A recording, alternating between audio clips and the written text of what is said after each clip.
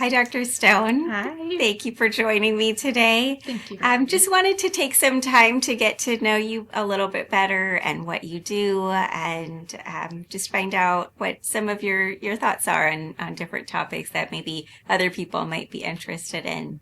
Wonderful. So tell me a little bit about yourself. So I am a licensed psychologist, and I am also a nationally certified school psychologist. So I think I have the best job in the world because I get to work with kids and their families. And my practice is called Lighthouse Psychology, and we offer kind of two buckets of service. One is comprehensive evaluations, looking at how kids think and learn and solve problems. And I really work with parents and kids in figuring out something that's tricky in life and how I pick some psychological tools to figure out what's tricky, why, and how do we help. So that's kind of my comprehensive evaluation services. And then I also offer treatment. So therapy and parent support and things that once we kind of have a conceptualization of what's going on, how do we help and put some things in place to make life feel better, whether it's things are tricky with friends or things are hard with following directions or things are hard at school or feeling nervous a lot. We're providing services to give kids and families the tools to handle those things and get through them. That sounds like it would be helpful for so many people and Absolutely. parents as well. Absolutely. What's typically the way someone might be able to find you, and how should they go about that? So you can find the website is lighthousepsychology.health. You are welcome to send me a message. My phone number's on there, or website, email, and we can talk about if I'm a good fit for you. So a lot of times when we're doing evaluations, parents have questions about behavior, attention, ADHD, anxiety, learning disabilities, autism, just wanting to really understand their child better. Maybe a family member's mentioned that they're concerned. Maybe a teacher's mentioned that they're concerned. Maybe as a parent, you're bumping up against the same issue again and again, and you've just had this kind of question in your mind of, I think I need a little more help to deal with this. So that's where I can come in and kind of help figure things out. And I always want to do it in a way that we're approaching it with curiosity and we're supporting the child. This is not they're coming in for a test that's pass or fail. This is us working together in a curious way to understand how does your brain work.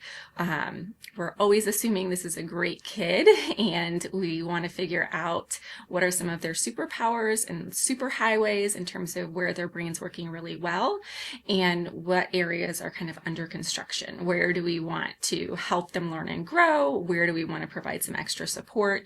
And we want to use language for the child and family that's empowering and not really deficit focused. A lot of times parents are worried about putting like a label on their child or taking them in for some testing is going to ultimately make them feel worse. But usually when there's some kind of struggle going on for a child at school or at home or with relationships, they're starting to make their own hypotheses about why things are hard. And, I'm just not smart. I'm not good at school. I'm a bad kid. So they're coming up with words and language that is not helpful, right? So that's where an evaluation can come in and really kind of change that language and lead to more understanding and, any struggle that your child is having, they're not alone in it, right? So we can kind of change the language so kids feel good about themselves, families feel good about how to help their child. And so that's one reason I love what I do. I love that you described talking about a struggle from a place of curiosity, because I think oftentimes as parents, we have these expectations and sometimes approach a situation from a place more of punishment or, different ways. And I've realized that the way we approach a situation is going to determine how the outcome might turn out. A child who's being punished for things that they can't control, as you said, or they might keep internalizing those feelings of I'm a bad kid and, I'm trying so hard. So why can't I succeed in this certain area of life? And I like that you talked about the word tricky, because sometimes it might be an actual diagnosable problem. Sometimes it might just be a challenge. So it sounds like you're able to just guide a family in either way, regardless of whatever word it comes out to be. Yeah. And a lot of other psychologists are kind of using this model of being more strengths focused and neurodiversity affirming in terms of the way we structure our evaluations and what questions we're asking. So I pull a lot from another psychologist, Dr. Liz Ingoff, that talks a lot about building brains and how do we talk to kids about why they're coming to an evaluation and the tools that we're using.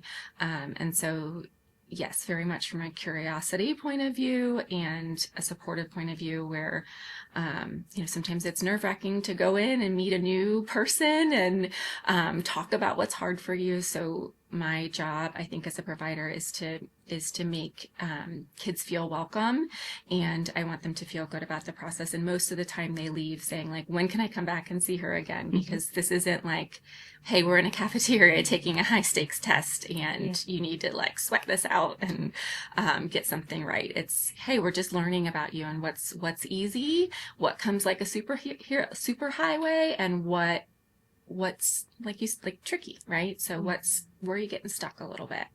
And I know psychologists are really good at kind of conceptualizing a child and thinking about how they're functioning in different environments and looking at, typically an evaluation involves looking at thinking and learning. So what we typically might hear is like IQ, but looking more narrowly at like, well, how does a child do when we're asking things in a heavily verbal way? How does a child do when they're thinking and learning with more like nonverbal information and visual spatial, and how do they handle information when it's coming up them really quickly, right? And so looking at how kids think and learn across different kind of demands or things that we're asking of them, and seeing, now that we know more about this child, how does that feel in the classroom for them, right? How does that feel on, the typical Thursday when, they're in classroom with 18 other children and a lot coming their way? And so how can we, through an evaluation, increase the way the adults in a child's life understands them? And as adults working with kids, we just want to help, right? And so giving the grown-ups in a child's life ideas about how to help is really kind of the focus of an evaluation in my practice. So when you usually get a child, is it usually started from maybe concerns from school, or is it concerns from parents, or is the child saying that I need help with something? How does it typically present to? Any of those three. Yeah. So sometimes parents come to me after they've had a talk with their pediatrician. Sometimes they come to me because things are hard at home and it just feels like, every night the routine is a struggle. Homework's ending in tears. Child's really not liking school or complaining a lot about school. So sometimes it's, a parent concern. Sometimes it's something they've already talked to about their pediatrician. Sometimes it's a school concern. Maybe, the grades aren't coming home in a way that parents would be expecting. Maybe they've already tried some tutoring or supports or extra intervention. And so really any of the three can lead a family to making that phone call. And, sometimes an evaluation results in a diagnosis and sometimes it doesn't, right? It's less about, figuring out a specific box or checking a specific box, and more about understanding a child in their environment that they're in every day, which is home and school for most kids, and figuring out how do we help.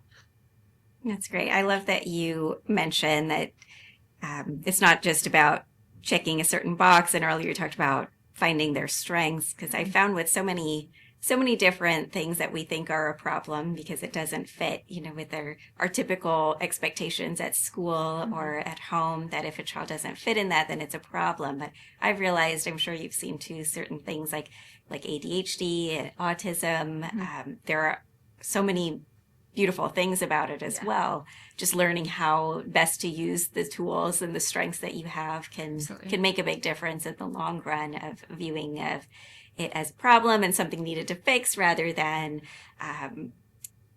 working on some tools to make it more useful and making what could be a diagnosis something to our benefit. There's some of the most creative people, entrepreneurs, just out of the box thinking that sometimes we don't always appreciate, especially with the typical way our schools are set up. Yeah, absolutely. And I think that really speaks to the idea of being like neurodiversity affirming, and really, different is not less, it's just different, right? So we all have strengths and weaknesses, and sometimes our environments are not set up to bring those out. So what changes can we make? How do we help kids understand themselves? And how do we, what things can we change as adults to make their success easier? I think is a really wonderful way of kind of conceptualizing how to help. One thing I think a lot of people get confused about is the difference between a psychiatrist like myself and a psychologist. Two very similar sounding words with a lot of overlap. But I was wondering if you could explain a little bit about like the psychologist training and their expertise, and I can describe a little bit about psychiatry and how that might be different. Sure. So, that is a great question. And sometimes they do sound a lot alike. So sometimes people think like, oh, you can manage my medication. I'm like, no, I am not. I'm not medically trained. So psychologists are usually have a PhD or a PsyD, and they've trained extensively in understanding humans and their behavior. And so there's different tracks and specialties. My specialty is school psychology. So there's a quote that we know more about education than the average psychologist, and we know more about psychology than the average educator. So we are blending kind of both worlds in understanding and supporting kids. So there's other tracks too. There's forensic psychologists, there's clinical psychologists, people that really focus on specific areas and treatments. But we're not medically trained in the way that you are, and so there's a difference there. But I think our two fields work really, really well together in terms of understanding that there are really wonderful supports we can give people in terms of their health and medication treatment options, and that really do enhance people's functioning and wellness, and then also giving tools to live better. And we know that therapy and medication work really beautifully together. So that's a little bit about psychology. So how do you like to explain that to folks? Yeah, I think there's so much overlap in what we do, and the same goals, just different ways of approaching those goals. And like you said, most studies show that the combination, if medications are warranted, then the combination of meds and therapy go well together. Absolutely. And give the most benefit. So typically for a psychiatrist, after college, you're going to go to medical school, 4 years of medical school. And by the end of it, you're going to take all of the same board exams as every other physician. But then after medical school, you specialize into different specialties. So psychiatry residency is anywhere from 4 to 6 years, depending on if you're going to specialize. So I did like 3 years of adult psychiatry and then 2 years of child psychiatry. And like you said, we're more medically trained, have the ability to understand medical diagnoses and how they relate to psychiatric issues. We get in-depth education about pharmacology and all of the science behind it. And our psychiatry residency also incorporates a lot of therapy.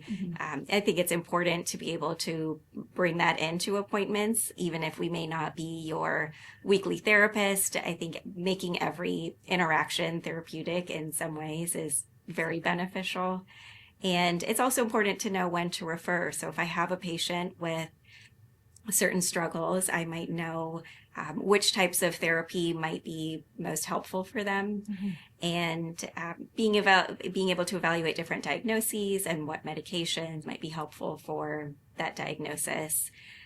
And I do think as time evolves, people are changing kind of their expectations as well as what they're looking for. And that's part of the reason why I started my practice, is that I think medications can be great and change lives. There are also times where it doesn't always fix what we need it to fix. And we need a lot of other supports. We need other options, other non-medication options. And that's where I try to integrate more holistic treatments, and always be able to refer to someone like you for more information. If, say, for example, we're not quite sure about what a diagnosis is, or even if we do know, but we need some additional help, that's when I would refer to a therapist for testing or for further therapy. Yeah.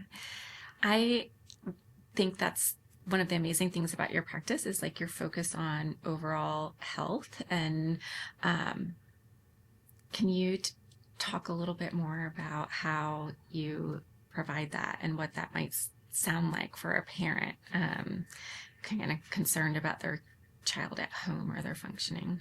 Yeah, usually in a evaluation with me, I like to, if it's with a child, I see both kids and adults. So if it is with a child, I like to spend some time with the child if they're comfortable with it, some time with the parents as well, and some time all together. And I do my best to get to understand what the concerns are, just how life is, like you described. What is life at school? What is life at home? Not just focusing on the symptoms, but understanding their strengths and their passions as well, because that can be really helpful when deciding what types of treatments might be best, what types of therapies. There's so many different types of therapies based on different types of personalities.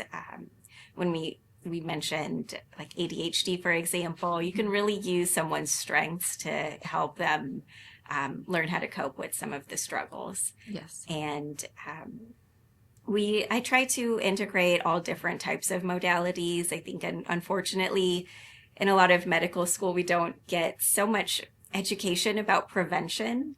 And that's where I think really we need to focus more on as providers in all different areas, having those talks about how important our sleep is, how food is medicine and it affects our mood, and how movement, exercise, supports, all of these things play a part into our mental health. And sometimes we can't change those things, and sometimes we can, and we forget to or don't know how to. So that's part of what I like to do, is incorporate all of those things. So I aim to make it my approach from a more holistic perspective. So talking about our lifestyle, our nutrition, that food can definitely play a part into our mood. The supports, the type of people that we have in our lives and around us can make a big difference. And things like our sleep and our ability to move throughout the day, get some exercise. There's so many natural ways to improve our mood, improve the dopamine in our brain outside of medications. But if medications are something that's needed, because oftentimes we're doing all the right things, we're trying our best, we're going to therapy, and if things are still not quite where we need them to be, I think medications can be an option. And again, with medications, there's a lot of different options there as well. There are also non-medication options like TMS, which is transcranial magnetic stimulation. An alternative type of treatment is ketamine, that's getting to be more popular. And even types of alternative treatments like acupuncture, meditation, mind-body skills is something that I try to incorporate, whether you're a child or you're an adult. I think it's just helpful knowledge and skills to develop over time that can give us a little bit more understanding of ourselves. Yeah, absolutely. Absolutely. And I think one of the things that happens, whether you're doing an evaluation or I'm doing an evaluation, is we're both looking at the patient or client and thinking, who's going to be important to have on this person's team, right? So sometimes, I'm looking for someone like you that can help with those wonderful supports that you just described. And sometimes parents might be fairly unfamiliar with what treatment options there are for, say, for ADHD or for really significant anxiety. And so I think you're a wonderful professional to kind of introduce like the menu of treatment options and do it in a way that's not like, well, this is what you got to do. This is your one option and this is what we start with. And then we try XYZ. So I really appreciate your approach in terms of looking at like the whole child and the whole, or adult, the whole menu of ways that we can help support overall wellness. But sometimes who are some other people that you might refer to? Definitely therapists are probably the most common that I refer to. And sometimes we want to make sure that there are not other medical issues going on. A lot of times kids, especially like anxiety, for example, might present as a lot of like stomach issues, stomach aches, headaches. And while we don't want to dismiss it in any way, sometimes it might be helpful to just see a GI specialist or a neurologist to make sure that there are not other things underlying that. Getting other labs is important too. There are a lot of things like thyroid, glucose, vitamin D levels, certain other things that can mimic or exacerbate some psychiatric symptoms. So that is important to make sure we have all of those in a good place within normal limits. And I would say, like I mentioned, I've had a few people who benefited from things like acupuncture. I've had a couple of people who liked the more energy route, like Reiki. So it really just depends. There's truly a variety of different things out there, depending on which direction you'd want to go. But I think that's why it's important to really get to know each person individually, because even when we talk about medications, you could have the same medicine in two different people and have two drastically different responses from it. And just understanding what one's strengths are and how one's body works, what some of their symptoms are, it can make a big difference in deciding what might be best for each person. Absolutely. I was wondering, so if someone came to see you or they were curious about seeing you, what would be the best option in terms of payment? How do you typically set up payment for someone in your clinic? Yeah, so my practice is out of network with insurance companies. So if you have out of network benefits, I'm happy to provide a super bill, and some families have been successful in recouping some of the costs for services. But if you're looking for an evaluation, I would do a consultation with the family and find out a little bit about what questions we're looking to answer and give an estimate for how I can design the best evaluation I can to thoroughly answer those questions.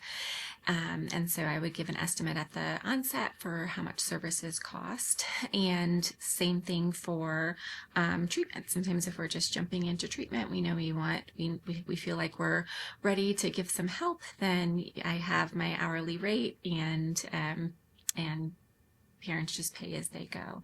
But I think one of the benefits of being out of network with insurance is I'm not beholden to certain time limits, or I'm able to, for example, with evaluations, insurance companies in general aren't going to pay for looking for like a dyslexia diagnosis. They see that as not something that's medically necessary, but something that's more educationally relevant. And so sometimes when you're doing an evaluation and you're billing insurance, it's hard to kind of carve out what exactly is medically necessary and what is educational. And so not being in the insurance model kind of gives me the freedom and flexibility to look kind of whole child and really be able to answer the questions without having to piece together, I have to do this in 7 minutes, otherwise it's not billable, or those pieces. So that's how payment works with my clinic. That's actually so surprising to me. I didn't realize that because I think about dyslexia and how much overlap there might be with things like ADHD Absolutely. or untreated dyslexia and how that could present more as anxiety as Absolutely. a child not wanting to go to school, or anxiety can present as behavioral issues. Like there's so many 1000%. other things involved outside Yeah. of just Yeah. the dyslexia. So Yeah. that's great that you explained it that way. Yeah. And so, and that's, if we're not assessing those pieces, there's so many things that overlap and influence each other. So if we're not assessing and understanding why a child might be anxious, or why they might be struggling, why they might not be engaged, why they might be getting super distracted, we have to look at all those pieces to understand, oh, okay, this fits together. We can't, just, if we just ask, is it ADHD? Yes or no? Is it anxiety? Yes or no? We might come up with the answer no, but then we still don't know what's going on, right? Mm-hmm. So that's why we kind of have to look at a child and how they're functioning again among the many things we ask them to do in a day. So that's where, really an evaluation can be helpful. Yes, that's very helpful. And similar to my practice, I decided to be private pay because I really wanted that time and flexibility with patients. Being able to decipher different diagnoses, or like you mentioned earlier, maybe there is no diagnosis, but to truly get an understanding of where these feelings or concerns are coming from, it takes time even to work on someone's sleep. I always say that sleep is kind of the foundation for everything. Mm-hmm. And to try to work on someone's sleep, it takes more than a 15-minute appointment with a psychiatrist. So luckily I'm able to spend more time with a patient. If they choose longer appointments, we have that flexibility of shorter versus longer appointments, 30 or 50 minutes. And I also get the ability to spend time alone with the parents, where if I was taking insurance, unfortunately, you can't bill for that separately. So I think empowering the parents, like you talked about earlier, empowering the parents, educating them on how best to help their child, how best to show up and do their best with their child can make a huge difference in how the child's doing. Mm-hmm. So I think being able to have that flexibility and that time with people can make a huge difference in understanding what they are going through, and therefore deciding what treatment might look best for them, because treatments vary so much depending on where the issues are coming from. Yeah, absolutely. Absolutely. And I think when we're working with children, that parent piece is just so important, right? And so for a lot of difficulties, the parents are super involved in the treatment, right? Because you can go to, even if a child's spending 45 minutes with me, 50 minutes with me once a week, that's a very small slice of their day when you consider the rest of life, right? And so a lot of times, especially with younger children, I'm focusing a lot on working with the parents, because when the parent can change a little bit about the language they're using or the way they're approaching things, that gives way more opportunities for learning and practice and development to the child than a 50-minute session with an adult. It's harder for younger kids to generalize those skills during their week if a parent's not involved in kind of supporting and scaffolding on a day-to-day basis. So I love that you talk about, the importance of that family parent piece too. Mm-hmm. Definitely. And I know you work with schools a lot. So is there a piece that you integrate teachers or school environments as well in the treatment? Sure. Yeah. If I'm doing an evaluation, I'm always getting teacher input in terms of how the child's doing at school, because they're another adult that sees the child in a different context than the parent. So I'm always getting teacher feedback. I have an option of I can go in and do an observation of the child. I do it before the child knows me. So kids are very used to having, principals, guests from the districts come in and kind of do an observation. The child doesn't know I'm there for them, but I'm checking out the child and how they interact with other people, how they're paying attention, how engaged they are, what they respond well to, what they might I can tell they're having a hard time with. So doing an observation is an option. But I'm always getting teacher input and feedback. And if I'm on the treatment side of things, working with teachers to figure out how do we support, more positive or appropriate behaviors at school. Also, I'll coordinate sometimes with anxiety too. And sometimes we're working on things like children being afraid to speak at school. So a lot of times there's little things that teachers need to know about how to support kids and how not to increase anxiety around things. And so we want to find a way to support a child that's building their confidence and helping them move towards steps of bravery and doing the thing they're afraid of. And so there's a nuanced way to do that. So absolutely, parents and teachers are so important in terms of how a child feels about themselves and their child having a chance to practice skills that are important. I think that's great that you involve so many different aspects of the child's life to put all these puzzle pieces together. So I think that can make a big difference. What the parent sees at home might be very different than what Absolutely. a teacher sees at school, and it might be very different from how a child reports what they're feeling in different Absolutely. Situations. So Yeah, that's absolutely. very helpful. I'm sure you see, there's some kids that just keep it together all day long and then just kind of fall apart at home. And so, different situations for everybody, but absolutely we have to learn about the child in different environments and how they feel about it too. Thank you for explaining that. I wanted to ask, so if someone was interested, I know you mentioned that you have a website where they can go. Can they schedule directly through the website, or do you recommend calling for like a consultation? Yeah, so I do absolutely offer consultations. And so when you're picking a provider, it's wonderful to have a feel for them, get a sense of what treatment will be like. And so you can put in book a consultation directly on my website, you can book the consultation directly on a website if that's something that you're interested in, or you're welcome to give me a call, leave a voicemail, and I'll give you a call back and set up a time for us to talk. Well, that sounds great. Well, thank you for your time and explaining everything. I think we had a pretty good idea of a little bit about you and a little bit about your practice and how people can reach you and what kind of concerns that might be helpful for you that you'd be able to help with. So, Absolutely. thank you. Absolutely.